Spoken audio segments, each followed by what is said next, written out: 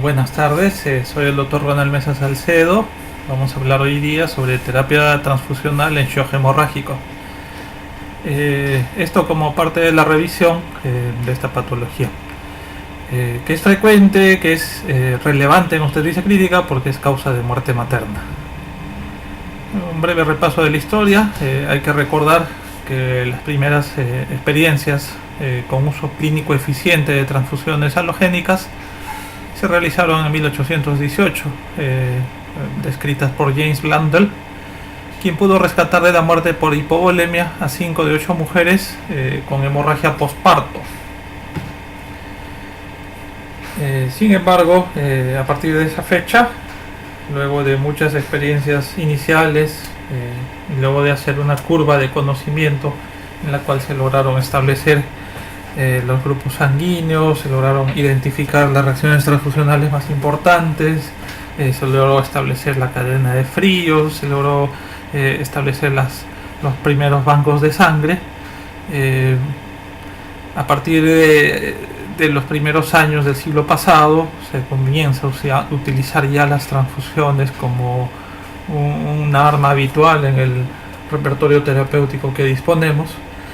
Y en los últimos años la tendencia es a usar cada vez menos transfusiones.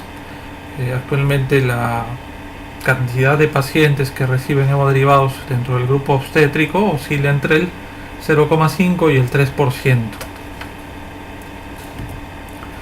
Algunas pautas generales: las transfusiones salvan vidas, pero no están exentas de riesgo, todo lo contrario, tienen bastantes efectos adversos y riesgos potenciales. Por lo tanto, siempre se debe sopesar el riesgo versus los beneficios de la transfusión. La decisión de transfundir no solo debe basarse en el laboratorio, sino sobre todo en la condición clínica de la paciente. Y sobre este tema vamos a hacer mucho énfasis en la presente exposición. Las transfusiones no tratan la causa de la anemia. Hay que identificar la causa de la anemia y tratarla, sobre todo si es que tenemos tiempo para ello. En un caso de shock hemorrágico en curso hay que cortar el sangrado porque es obvio que esa es la causa.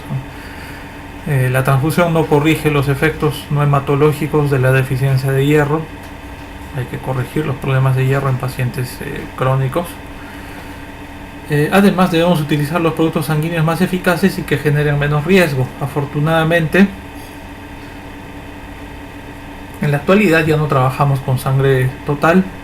Tenemos hemoderivados, los que nos permiten manejarnos con mayor amplitud de cobertura terapéutica y con menos riesgos para los pacientes. ¿Cuáles son los productos que utilizamos en la terapia transfusional? Clásicamente tenemos los glóbulos rojos, los cuales pueden incrementar el transporte de oxígeno y la disponibilidad. Las unidades habitualmente constan de 300 mililitros e incrementan la hemoglobina en 1 gramo y el hematocrito en 3 a 4%. El plasma fresco congelado consta de proteínas plasmáticas y factores de coagulación. La idea es corregir la coagulopatía y su efecto logra incrementar el fibrinógeno más o menos a razón de 7 a 10 miligramos por decilitro, y incrementa los factores de coagulación en 5 a 7%.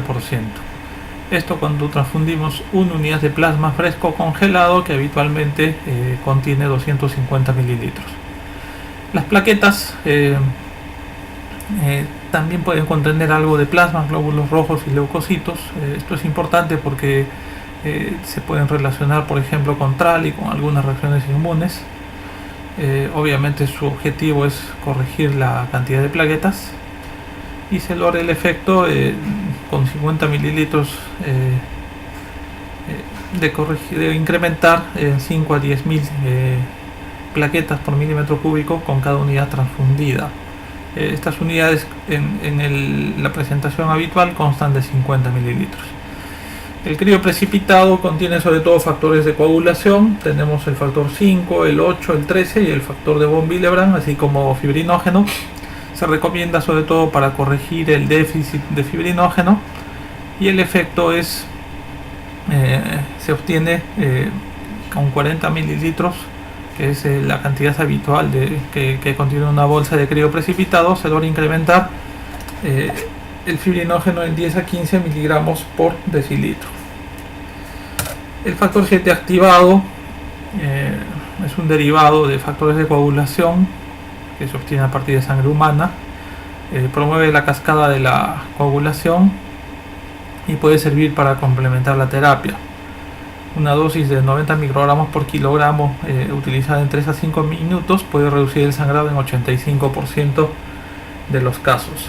Actualmente también disponemos de complejo protrombínico que contiene también en forma similar al plasma factores de coagulación.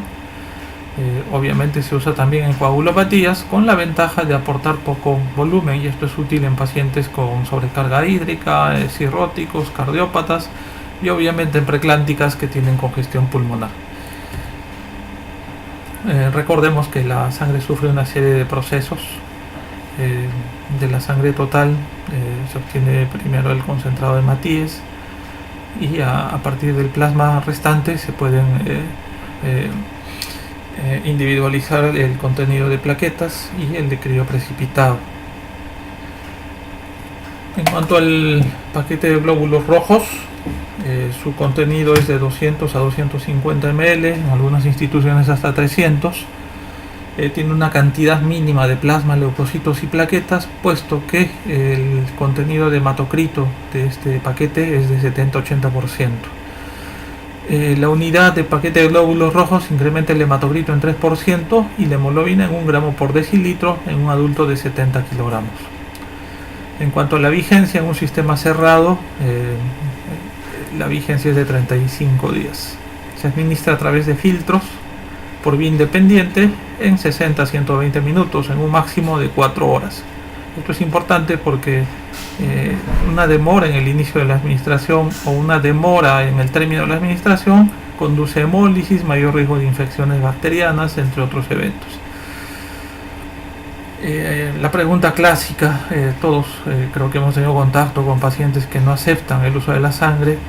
Es conocido este tema cuando manejamos a pacientes que son testigos de Jehová. Ellos con frecuencia nos recomiendan usar eritropoyetina, pero a nivel científico no existe ningún nivel de recomendación, puesto que este producto genera aumento de la hemoglobina en promedio luego de 7 días.